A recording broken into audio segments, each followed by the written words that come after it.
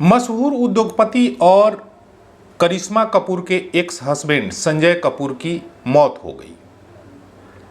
लेकिन सबसे बड़ा सवाल ये उठ रहा है कि क्या करिश्मा कपूर उनकी संपत्ति में हिस्सेदार होंगी? संजय कपूर जब जिंदा थे तो कितनी मदद मिलती थी और अब कितनी मदद मिलेगी? ये सवाल कई लोगों के मन में चल रहा होगा, क्योंकि संजय कपूर, एक रिपोर्ट के मुताबिक संजय कपूर जो है अपने दोनों बच्चों जो करिश्मा कपूर से हुए थे उन दोनों बच्चों के परवरिश के लिए 10 लाख रुपए पर मंथ देते थे। तो क्या वो रुपए मिलेंगे? वहीं 14 करोड़ के बॉन्ड जो है वो खरीदे थे दोनों बच्चों के लिए संजय कपूर ने। एक मकान, जब ये तलाक हुआ था तो एक मकान भी करिश्मा कपूर के नाम पर किया गया था। वहीं एलिमनी के तौर पर 70 करोड़ रुपए करिश्मा कपूर को मिले थे जब तलाक हुआ था।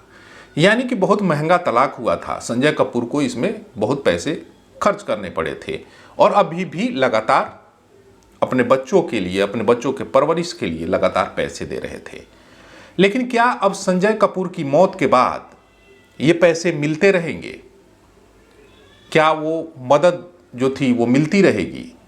इसको लेकर के कई तरीके की राय है। कई लोग कह रहे हैं और वकील भी कह रहे हैं, क्योंकि 10,300 करोड़ की संपत्ति है संजय कपूर की, उसको लेकर कहा जा रहा है कि उनकी 2 बहनें हैं जो उस संपत्ति को संभाल सकती हैं, क्योंकि इनका तलाक हो चुका था।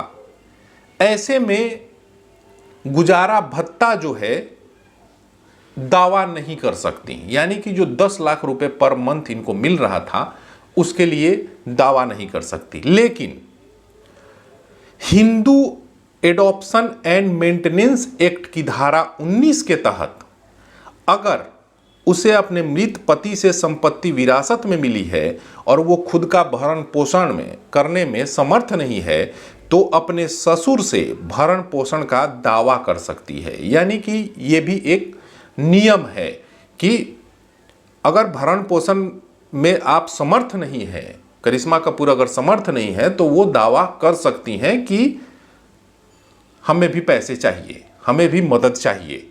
लेकिन ऐसे गुजारा भत्ता के तौर पर अगर पति की मृत्यु हो जाती है तो वो हकदार नहीं है। जो पैसे उनको मिल रहे थे वो पैसे नहीं मिलेंगे, क्योंकि संजय कपूर और करिश्मा कपूर की 2 औलाद हैं जिनकी परवरिश जो है वो करिश्मा कपूर ही कर रही हैं और लगातार उनको संजय कपूर पैसे देते थे जिनसे परवरिश होता था। हालांकि करिश्मा कपूर के पास भी पैसे की कमी नहीं है, लेकिन फिर भी पैसे उनको मिलते थे जिससे उनका खर्च चलता था। बच्चों की पढ़ाई लिखाई है, क्योंकि हाई क्लास फैमिली से बिलोंग करते हैं ये लोग, तो खर्च भी ज़्यादा होते हैं।